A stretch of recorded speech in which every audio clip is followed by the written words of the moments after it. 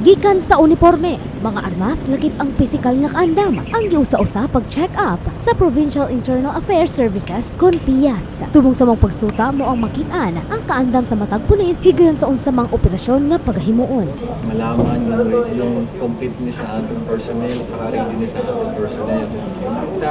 Ni-inspect po yung ating kapulisan, yung kanilang physical appearance. Mamaya magkakaroon po ng inspection sa kanilang mga firearms. Ito ba ay documented properly.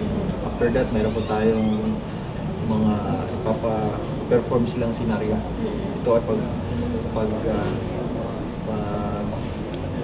upang malaman ng ating inspecting team, ang ating kapulisan ay alam nila yung trabaho natin.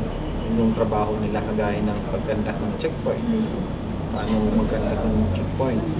So,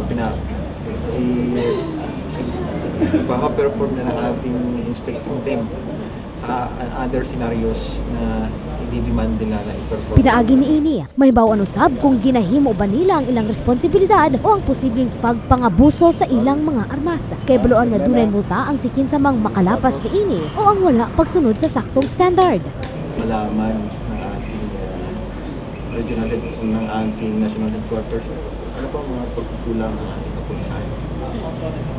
Sa ginagawang inspeksyon, ito ay magkakaroon sila ng recommendation na ang ating kapulisan ay may kulang sa facility, kulang sa gamit. Kapag sa ganitong mga pagkukulang ay mapunuan. Nasutang ang maong pag-check up alang sa ginatawag nga completeness sa kapulisan ang ginapaygayon matag tuig maong sa karon. Duna usab pasalig ang kapulisan kabahin sa ilang pagpanerbisyo sa katawhan.